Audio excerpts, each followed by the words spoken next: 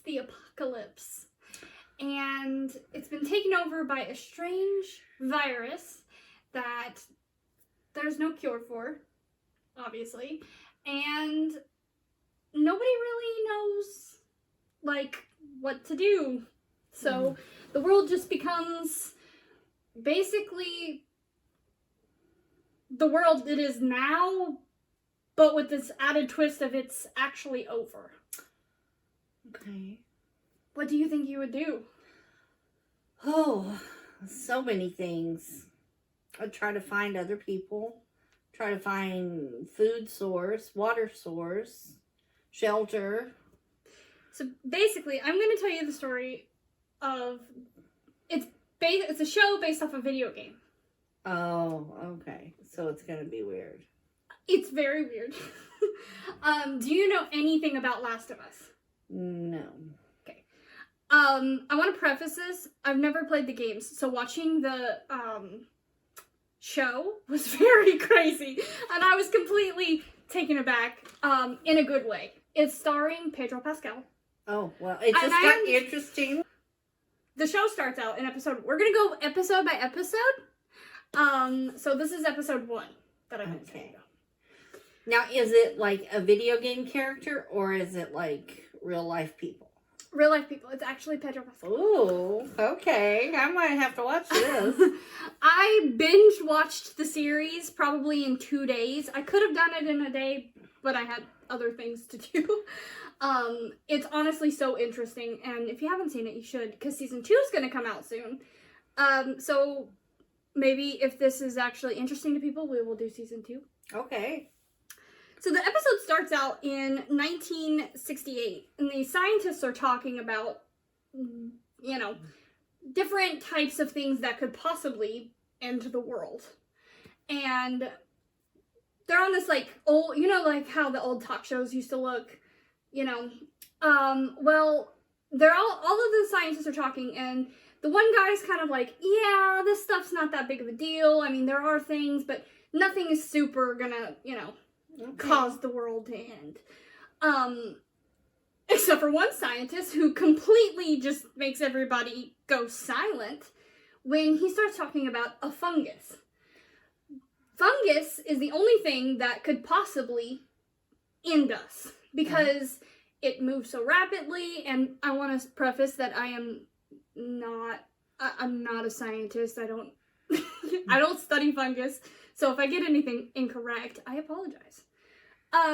But he's talking about the dangers of fungus and how basically there's no cure once for a fungal attack, basically. So it possibly, if it were to reach, the reason why he uses an example of a very real, it's actually real. The virus is based off of a very real fungus that possibly it's real. So it's called cordyceps for short. I'm not about to try to pronounce the full name. I'll put it on the screen, but I'm not about to sit here and try. So that the virus, it actually could happen. So basically he's saying in the show, and I don't know if this is actually accurate, but I think it is. When I was researching, I didn't for some reason research this part, but basically, if he's saying that if the virus, or if the world was to heat up enough, basically through climate change, the virus, it can't stand, or this fungus can't live in a host, which would be like your body, over anything over 98 degrees, and that our core body temperature is 98 degrees. So it can't be transferred to us. If climate change happens, though, of course, it's possible that the fungus, because it can adapt so well, it could survive in a human body. And if that were to happen, it's over, because there's just no way to stop said fungus. Oh my God. This guy is giving this completely unhinged speech about this fire, or this fungus, and the entire studio just kind of goes quiet, and they're like, wow. And we'll be back after the break, because they don't really know what to do, because he basically just said, if this happens, we're screwed. Oh my god. And then it cuts to 2003. So there's some time jumps. Okay. In 2003, that is when the world ends in the game/show. I'm going to be talking more about the show, and it's pretty much accurate to the actual game. Okay. The creator of the game actually is the creator of the show. So he kind of just did everything the same, with a few little added twists into it. Now, so does it? Do they look like? Is it actual zombies? So, okay, because I feel like that's what you're hinting around to. They are zombies. If you're bitten, the fungus is transferred into you, and therefore you. Does it react like the other shows? Yes and no. I'll get into it, but the actual, like, zombies or they call them infected. So the infected in the show is actually, and in this game, is actually so interesting because I've never seen anything quite like that or have this kind of, I mean, I'll show you pictures of how they look. It's freaking crazy. Okay. So I want to quickly tell you about the fungus before we get too far into it, because I actually did research into it and I thought it was interesting. Okay. So I thought I would share it. So the fungus is, I'm not going to say the name because I cannot, but we're going to call it cordyceps for the, And this is the real fungus. It's real. It's a real fungal parasite nicknamed the zombie ant fungus because it mainly infects the ant population. But it can infect other little population, like spiders or, other insects. But ants are everywhere. Yeah. It's not likely to affect humans. But, like, the show got me scared. Yeah, because, like, if you have a flu or something like that, your fever goes up, you're going to get infected? Yeah.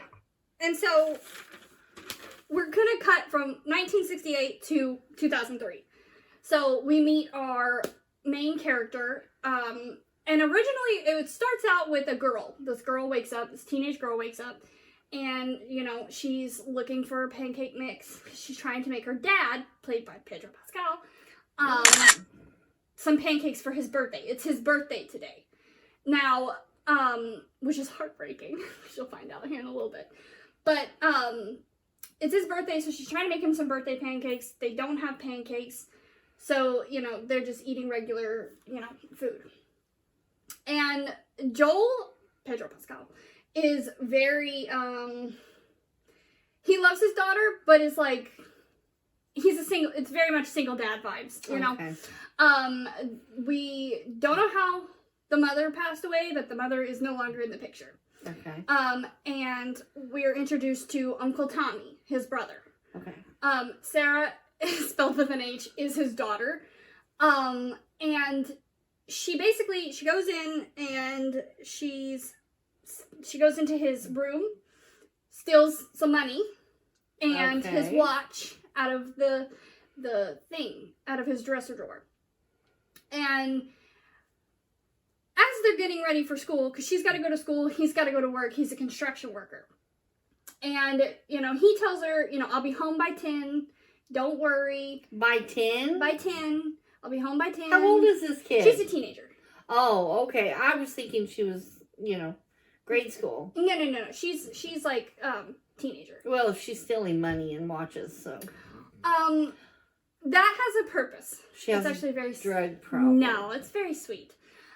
She's basically going to skip school and go into the big city, to fix her father's watch. It got broken, and he never fixed it for himself, so she was going to go and she used the money to fix it. Now, while she's in the watch shop, there's sirens just nonstop going around town. And the lady, she comes in, she starts speaking Arabic to her husband, and she's like, you gotta go. You gotta get out of here. She rushes her out, and Sarah's just like, okay, that's weird. And the woman's like, you need to go home. Just go home. Well, earlier in the day, she had promised, well, Joel had promised that Sarah would go over to the neighbor's house to sit with the old lady because the old lady likes to talk to her. Okay. It's really cute. And they keep the whole time, the old lady is so scary, I'm sorry. She's in a wheelchair, and they're feeding her this bread, but he's basically, like, shoving it in her mouth, like she's not responsive. Oh, no. And... That's not good. Sarah's at home, at this house, she's, fixing up, she's doing her homework, and she's making cookies with the mom, and they're still hearing sirens and stuff like that, and in the background, you can hear on the radio... crime, there's cops being dispatched to places.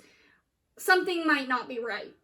Okay. There's, a little bit of tension, but everything's fine because they live in like the suburbs. Oh, okay. And she goes home. Joel comes home, not at 10, at like closer to 11 o'clock. And he still forgot to bring the birthday cake home. Aww. But it's okay because the lady next door let her borrow a movie. They're going to sit there, they're going to watch this movie together. She ends up passing out. Now, Joel wakes up in the middle of the night and gets a call from Uncle Tommy, his brother. Okay. And Tommy's in the drunk tank. Oh, no. But he's not drunk. He was in a fight.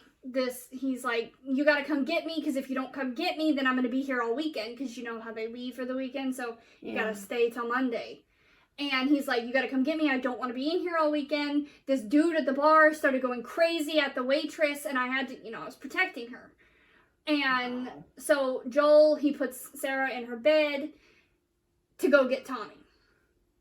Kind of speeds through the night a little bit to a big, massive green light / explosion happening. Oh, no. And Sarah wakes up, and she's kind of freaking out because her dad's not there. He left a note saying that he had went to go get Tommy. And while she's, like, looking at this note, the neighbor's dog is at her back door, or at the door, and is, like, scratching and, like, whining like it wants to come in. And, Sarah's like, okay, what's wrong with the dog? And she's about to take the dog back to the neighbor's house with the little old lady. Oh. And the door is wide open. It's just wide open. And it's immediately scary. Oh, yeah. So, she goes inside, and the dog doesn't want to go inside with her. The dog actually slips the collar and runs away. And this is like a big dog, too. Oh, she should listen to the... I know. If your dog is whining like that, do not freaking... just listen to the dog. She should have taken the dog back inside to her house, but that's fine. This was our first introduction to the infected. And she goes inside, and she's looking around, and the older man is sitting there, and his neck is just like Rick Grimes ripped up. And now, ants did not do that. Nah, and there's blood everywhere. All over the floor, and the old lady who was in the wheelchair, who cannot walk, is consuming the I think it's her daughter, the younger, older lady. But I thought it only infected, like, the ants. Not in this. It evolved. Oh my God. Grandma's crazy now. Yeah. Well, see, the craziest part is out of her mouth are these, like, fungus and tentacle things. And oh, it's no. Like, No. I hate it so much. And Grandma be moving. She just races at her. And Sarah, of course, she's freaking out because, she's kind of in shock at first that there's blood everywhere. But then when Grandma starts attacking her, she runs out the door. Oh, and good, Joel and Uncle Tommy, they pull up right at that moment. And he's got a wrench in his hand, like one of those big wrenches. And he's like, you need to get in the car now. Get in the car now. Grandma's going to eat you. Well, apparently him and Tommy had been through things, because they had just come from the city. Oh, no. where the police station. They just came from the police station. And so, And it's probably worse there. yeah, they clearly have already been introduced into this new situation that they've been thrust into. Oh, my God. And so he's like screaming at Sarah to get in the car. Well, Sarah's still freaking out because she doesn't know what's going on. So she's looking back at Grandma, who's now on all fours, hissing. What? I know, it's so freaking scary. She starts running at them, and Joel just clocks Grandma and kills her. One swoop. And Sarah's freaking out because she's like, oh my God, you just killed her. But he's like, you need to get in the car. So they get in the car and they start going, and they're kind of filling her in of like, things are not right now. Oh my Clearly. They don't know what's God. going on. But they said that somebody said there's an infection going around and it's making people rabid or crazy. And that it might have been in the flour or the sugar or the, stuff. Remember they were feeding Grandma that bread earlier? Yes. And it said most people are infected in the city. Was the worst. They think it's most people in the city. So they're trying to get as far away from the city as they can. Yeah. And Sarah's freaking out now because she was just in the city. Oh, that's right. To get the watch fixed. So Sarah's like, what if we're infected? What if, oh, are we going to be okay? Like, she's having that kid moment of like, Dad, am I going to be okay? Am I safe? Yeah. And he's like, yes, you are. I'm going to make you safe. Tommy's driving. They go towards the highway, and everybody is on the highway. It's backed up. I mean, you couldn't get anywhere if you tried. They're just so stuck. He's like, you need to cut over to the field. So they cut over, and as they break off, other people merge with them. Oh no. And the army is blocking off one of the roads. So Tommy's like, I don't know where to go. Should we go towards the military? And he's like, Joel's like, no, you don't need to go to the military. We need to go away from everyone. Yeah. So he's like, you just swoop over. Well, some crazy crap happens because they're going. They end up getting in a car accident because the only way that they can get it is if they go through the part of the city. And they end up getting in a small little car accident because there's too many people. I mean, there's so many people. Is everyone infected in town? It's like people are jumping on people and biting them. Like, it's going down. Everything is happening. And Are they faster than The Walking Dead? Oh, exponential. Think Train to Busan. Oh my God. You know those like Korean walkers who just be like, oh hell no. They like fling their bodies at you like that, like they have no control of their limbs and they're like super fast. They freak me out. They freak me out. I've never been more anxious as when they're in the car. They crash mostly because there's a plane crashing. So they almost get hit by a plane. They're trying to back up. There's all these people backing up, infected and not infected, trying to get in their truck. So they crash. Tommy is on the one side because he's on the driver's side. Joel and Sarah get out on this side. And he's having to pull Sarah out of the car because they got tipped over. And the car is now on fire. Oh, great. So Tommy's like, he has a big old shotgun. Oh, he's like, good. You get her to safety and I will meet you. I'll find you. Just go and, I'm sitting here thinking, oh God, yeah. Tommy's gone. That's We're never not a going to good see idea. Tommy again. We do see Tommy again. So Joel, in the car accident, she accidentally breaks her ankle. Oh. So he's having to full force run through the town holding Sarah. Lucky girl. I know. I was like, oh my gosh. Lucky girl. They get into this little store. I think it's like a pharmacy or something. They get into this pharmacy, but there's one of them in there. And so it starts chasing them. So they run out the back door.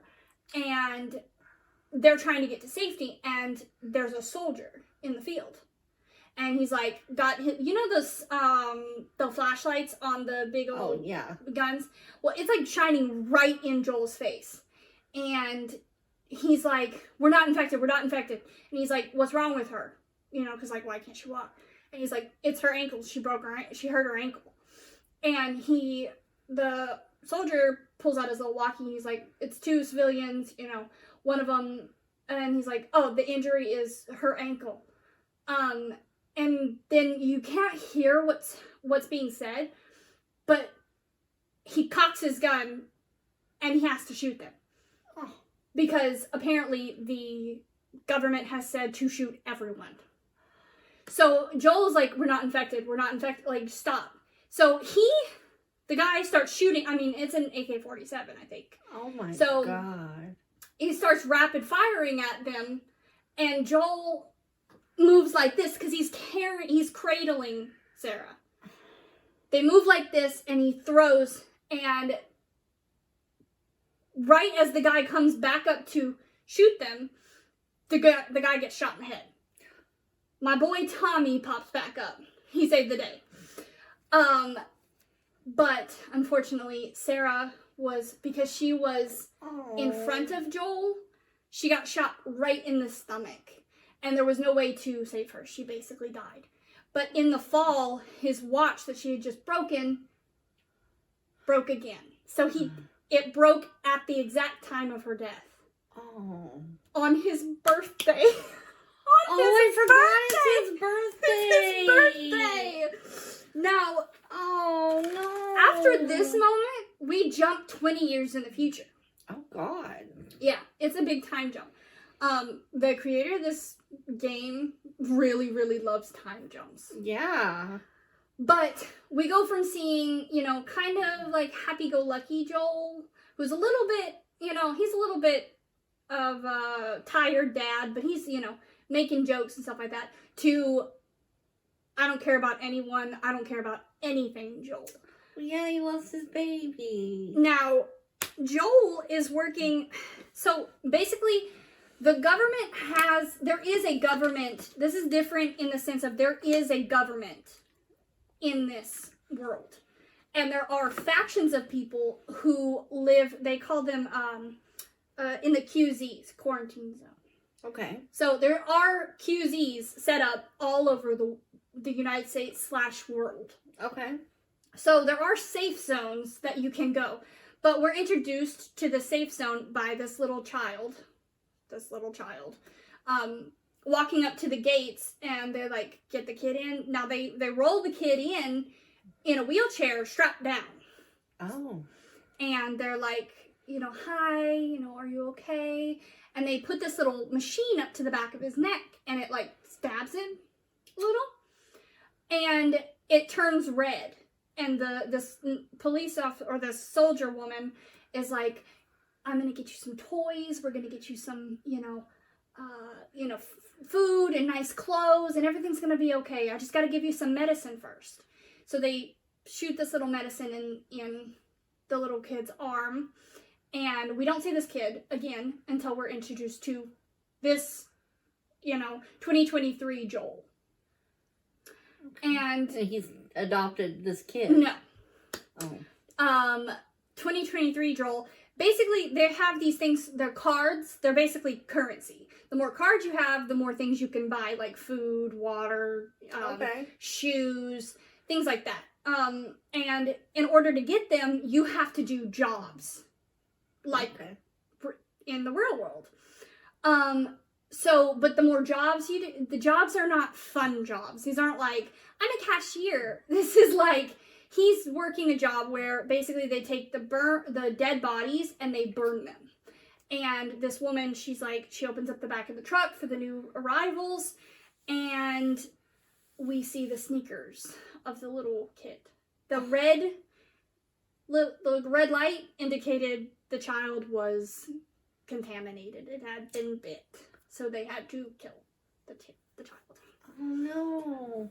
Now, how long after you get bit? It's different depending on where on your body you're bit. Oh, I enjoy that. Yeah. Depending on where your body is or where you're bit is where so I think like it could be like 1 to 2 hours, or sometimes some people have lasted up to a month without actually fully turning. Oh, okay. So wow. it can take a while depending on where you're bit or probably how healthy you are. Okay. I think. But Joel, he puts the kid in the fire, and he's kind of like dead face. He's completely gone to the world. And he basically, he's doing as many jobs as he can. He's like gonna work a sewer job after this, Ew. the next day, because he needs those cards, because basically they control you through how many cards you have. And it's really, you can tell right away without actually getting that much information on what is happening, that the government and the soldiers are put higher than everyone else. Yeah. And if they don't like you, you are given not that much stuff. Now, people in this, they're in Boston, by the way. He went from Texas to Boston. Okay. And people in this little QZ are not, they're scared of Joel. They don't like Joel. But they don't say that to his face. Ooh, yeah. We are kind of given an inclination that he is very ruthless and has done some stuff. Yeah. So it cuts from him getting these cards and selling. The soldier is off to the side, and he's like, "Come here," and he's selling the soldier drugs. Oh, and he's got all the jobs covered. Yeah, and this soldier, he's sitting there talking to him. He's like, Joel is trying to get a battery from him, because if they can get a battery, then this guy's gonna get him, or Joel's gonna get a battery, and this guy's gonna give him a car, because Tommy has left the QZ, and now he is in Wyoming, and Joel hasn't heard from him in a couple of weeks. So he's very worried about Tommy. So they can go wherever they want to go, and they can... No, you're not allowed to leave car? the QZ. That's why he has to bribe this soldier with the drugs to get the car. And then he has to smuggle a battery. Batteries are really hard to find because they don't want regular people to be able to get out of the QZ. Only authorized soldiers can leave. That's how they control you. It's very much Commonwealth vibes, but like 10 times worse. Yeah. Now, it cuts to a woman named Tess. Now, Tess is connected to Joel. And she's being held hostage in a basement.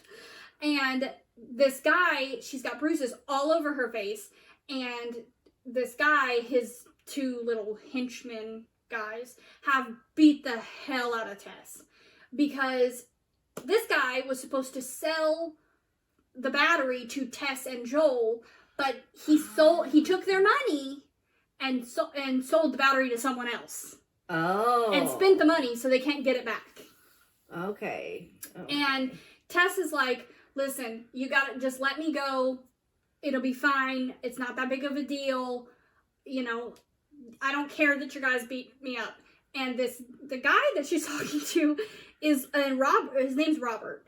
Robert is like, "Joel's gonna kill me after he sees your face." He's like shaking in his boots, scared of Joel. Wow. And she's like, "He does whatever I say, and I say that we're good. So let's just walk away before this gets worse. Because you can't keep me down here. Yeah. And you can't kill me. So the only other option is to just let me go." And the guy's like, she's kind of walking him back from, because he's like freaking out. He doesn't know what to do. Her face is black and blue. Oh, no. And all of a sudden, explosion. Oh, jeez. The building was bombed. Oh. Tess gets out. Robert is the two guys are, I think, dead. Robert is unconscious. Tess gets out. There are people fighting each other inside the QC. Oh, And wow. she's just trying to get out. Yeah. We see there's on the walls, there are like people actively trying to paint over these signs of it's a firefly. Okay. There is a rebel group inside who are trying to fight the soldiers and the government. They're called the Fireflies. Okay. And they are kind of like they're gonna blow up places to stop the bad stuff. But they're good, but they're also like they kill regular people sometimes. So it's like they think it's kind of like a for the greater good type of situation. Okay. They're not necessarily bad, but they're also like kind of not that great. Oh.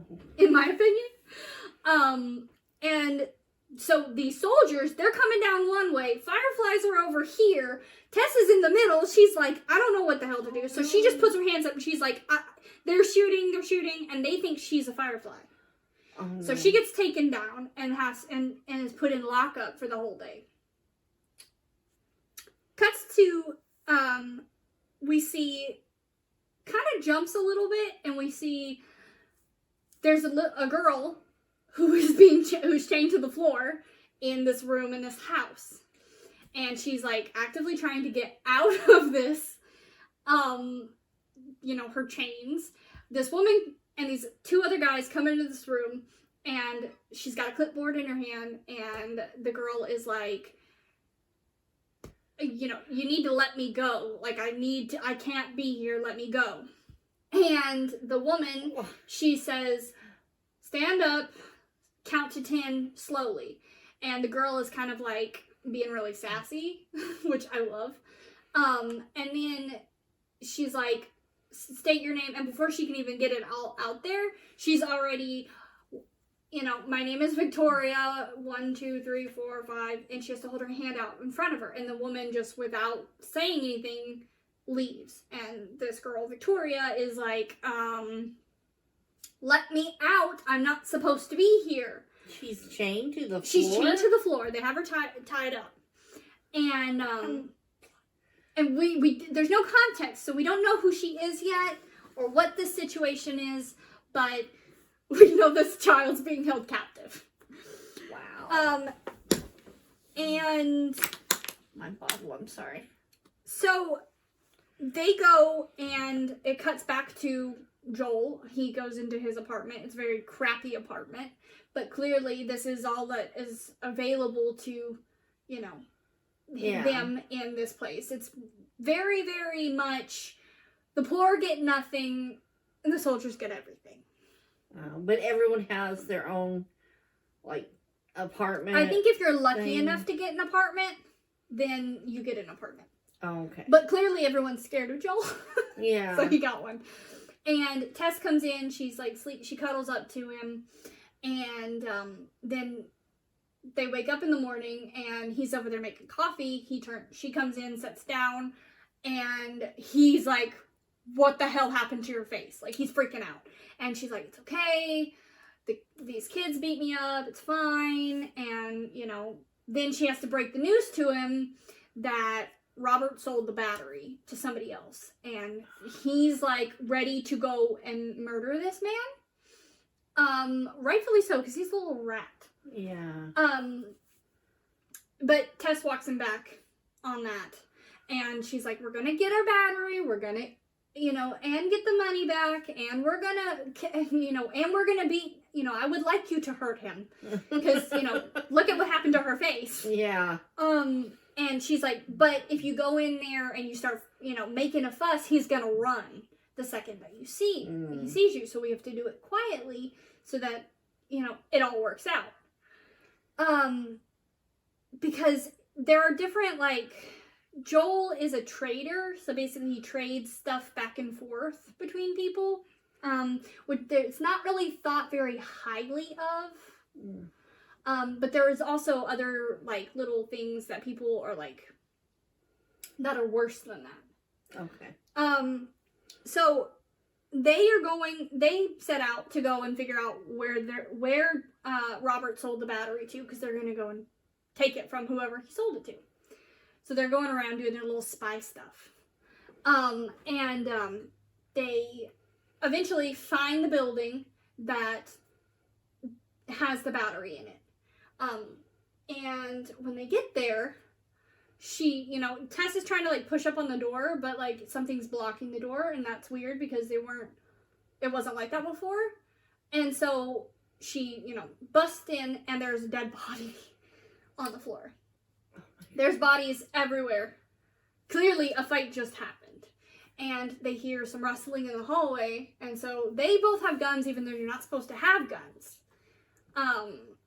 And so they go out into the hallway to see what the rustling is, and it's a woman and another woman, and one of the women has her ear shot off. Like, ear gone. Wow. The other woman is shot in the gut, but it's clearly like she could probably live if she goes and gets medical attention. Okay. ASAP. And he's like, Melanie? And so they know each other because Tommy dated Melanie. Melanie is the leader of this faction of Fireflies. Oh no. So we find out that Tommy became a Firefly, and then he left the Fireflies and went to Wyoming to go and help there. And Joel doesn't like Melanie because she's the reason why Bro took off. And she's like, they're about to talk, and the little girl who was trapped in the room from before busts out and tries to stab Joel. He obviously deflects and knocks her down because she's a child. And we find out that Melanie is like, she's the one they sold the battery to. Oh. And it was a bad battery. So Melanie and her people shot, they all shot at each other and ended up, getting got, most of everybody. Melanie tells Joel, they need to get the little girl, who we find out her name is not actually Victoria, her name is Ellie. Okay. She was lying about her name, but Melanie knew what her name was. Oh. Because Ellie is an orphan. Oh, and she's Melanie's daughter. No, she's not Melanie's daughter. We find out later who Melanie is to her, but right now we don't know why Melanie knows her. Okay. But Melanie is the one that put Ellie in the orphanage at Fedra, which is the government situation. And Melanie is sitting there bleeding out, and she tells Joel that she needs Joel and Tess to take Ellie out of the QZ to a little meetup spot where some Fireflies are, to take Ellie somewhere else. Okay. They're like, and he's like, I'm not going to do that. Why would I do that? And she's like, because whatever you need, they will give it to you if you take her, and she has to be alive. It's important that Ellie stays safe and alive. It's really important. And we find out later why she's important. And Tess is like, let's talk over here for a minute. And they end up doing it. They end up saying, okay, fine. Because they only have a short little time frame. Because one, Melanie's bleeding out. And two, the government, Fedra, they're on their way because of all of the gunfire. Oh, yeah. Yeah. And so Joel and Tess decide to take Ellie. And Ellie doesn't want to go with him because she don't know him. Yeah. But Melanie's like, no, you can trust him. Just, he will get you there safe. It's fine. And so the three of them, who don't like each other at all, trek out. They have to get out of the QZ safely. No. They have to sneak out. So they take Ellie back to their apartment to figure out if they should even do this, if, they should just, try to what their plan is. Yeah. And Joel is actively uncomfortable being around Ellie. He doesn't like it. She's about the same age as his daughter when his daughter died. So he's you can tell already, he's like, he don't like her. He doesn't want to, he barely even looks at her, and he won't talk to her. But Ellie is sassy and is a yapper. Oh. So you. Yeah. But so she is like going through Joel's things and is like decoding his little decoder. He has a little radio, and him and Tommy speak through the radio using music, 60s, 80s, and 70s and 80s. And, you know, she ends up cracking his little code, and he's like, whatever, I don't like you, don't, you know. And then Tess comes back, and she's like, okay, I found a safe way out, you know, we're gonna do this. We're gonna get her there so that they're gonna barter a truck battery and a truck from them, because the Fireflies steal from Fedra, so the car will actually be better. Okay. The equipment will be a little bit better. So they're gonna take her there, and she's like, Tess is like, if it doesn't work out, we'll just kill her, and, you know, or, you know, it'll be fine. And Ellie's like, yo. So they end up sneaking out. The second they start sneaking out, it starts raining. It's dark, it's raining. Of course. And they have to maneuver out all of these. They gotta go in these little tunnel, you know, thingies. It's like really, you know, probably really awesome. Hold on. This is really important to know. What? Is he wearing a white shirt? No. I wish. But we don't get very much of that, Pedro. Oh. But so they're sneaking out, and as they're sneaking out, they go around a corner, and there's a guard peeing against a wall. Oh, now, great. this guard is actually the guard from earlier that he was giving the drugs to. Oh. That he's so kind of friendly with. Yeah. And he's like, puts his gun up, and he's got the flashlight on. It's very triggering to Joel. He starts getting kind of agitated at the situation. Oh, no. And he's like, come on, guys, just let us go, you know, just let us go. And he's like, no, get down on the ground. We're going to do this by the book. So he whips out that little gun from earlier that shows you, like, if you're infected or not. And he starts testing them. And as he does tests, he goes over and he's doing Joel. And then he's about to do Ellie when she whips out her little knife that she tried to stab Joel with. She stabs him in the leg because she didn't want to be scanned. And he had scanned her right as she stabbed him. And he's like, you little B-word, like, you just stabbed me. And he's going to kill Ellie because he's irritated now. And Joel, he's like, stop, don't do this, don't do it. He has like some like PTSD flashbacks to his daughter and just starts wailing on this man to the point he breaks his fist on his face, like the dude's dead. Oh. And then Tess, she's like in the scuffle, she picks up the little, you know, medicine gun. Oh. And it's red. Ellie's infected. Oh my god. And Tess is freaking out. I thought she was like somebody's daughter. Joel is like, why are you're infected? And Ellie, she's like, no, see, I was bit, but I this was 3 weeks ago. I haven't turned. Oh. And Tess is like, we gotta go anyway. So they go away, and in the morning, it cuts to in the morning. Ellie is sleeping on this really like overgrown space, and Tess is just like actively watching her, like, if you turn. And that's scary. She explains that she was bit 3 weeks ago and didn't turn, and we find out that Ellie is immune. Or they believe her to be immune. I think at least one other person has lasted an entire month. And Joel's like, she's gonna die. She's, you know, whatever. And Tess is like, well, at least we can take her to the Fireflies and get what we need out of her, out of them. And then they can just have her or whatever. It doesn't matter. She's just cargo. And, Tess is like, if we're gonna, take you, you gotta tell us everything. And she's like, okay, yeah, I was infected, yada yada. And they go through the whole story, and then they eventually come to the agreement that they're going to still do it, but Joel still don't like it. He does not like it. He's always walking behind them, and he's always Keeping in the an back. eye on her. And Tess is always like, she becomes somewhat of a mother figure, but not really. Probably just watching her to make sure she doesn't turn.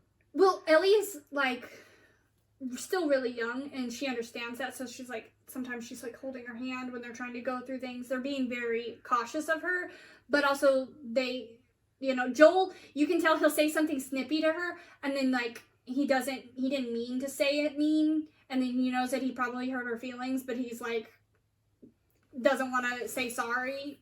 Oh yeah. It's very clear that he is uncomfortable with being around another child, especially a girl. I can see that. I mean, that would be traumatic. And this begins our journey of taking Ellie to the Fireflies. Okay. And this is where episode 1 ends. Oh. So we learned a lot of information in episode 1. Each one is like an hour long. Oh yeah. And action-packed sounds very like. action-packed. There was like plane crashes, there was car crashes, there was bombs going off. I mean, they really put they're all into this production. And the actors are fantastic. Yeah. The actors are really, really fantastic. That's all for episode 1. Wow. I'll take episode 2 later. Okay. Or at another time. If you guys enjoyed this, I promise I'll get better at storytelling. I'm not that good of a storyteller. But she's passionate about I'm this. very passionate about anything with Pedro in it. I think it's really interesting that the fungus thing is different. We don't see the... there's some jacked up. I call every walker or like every zombie, anything like that, I call them walkers. Yeah. So the whole time I was trying not to say walker. Yeah. But like the infected, the way they look and move is one of the coolest thing I've ever seen in my life. Wow. It's really, really cool. You'll have to put some pictures in there. In episode 2 we get to see one of the clickers. Clickers. And they're blind, so they can't see. It's like it's like a flower kind of coming out of their head. Oh. And that's what was coming out the woman's mouth. Yeah, there's some coming out of their mouths, and then there's some that like, like the thing in Pan's Labyrinth that has it's kind of like that. Oh. It's like a flower fungus coming out of their face. But they can't see anything, but they just make a click sound. Creepy. And they just fling their bodies everywhere. So they're not deaf though, so you have to be quiet. And so it's a very intense situation. And they, like I said, all of the infected move like 0 to 100 real quick. They can be there within a matter of minutes from a mile away. Wow. That is so scary. Also, I don't want to give too much spoilers. Yeah. We will be back. We get to see more infected in the second episode than we do in the first. Okay. All right. And we will be back shortly. And we haven't decided when we were going to put these out. Probably on Tuesdays. So... This is the first series, but hopefully I have some other like books that I want to share with you that I like. And I know she has some that she wants to tell me about. So this might become a thing where we just tell each other little stories. Yeah, she's got this, and I'm going to start probably, if we put this out tomorrow, we'll put the other one out the next day. But it is an old series, black and white show called Dark Shadows. Like the movie, like with Johnny Depp. It's where that came from, but this is the Ah. original black and white show. See, I've not seen that. No, and it's so good. Okay. We also could do a whole like 90-part series on just like Twin Peaks. Yeah. So if you would like a series to be talked about or shown or have any recommendations for movies or books, we would highly recommend it. Or, tell us your recommendations because, Let us know. it could be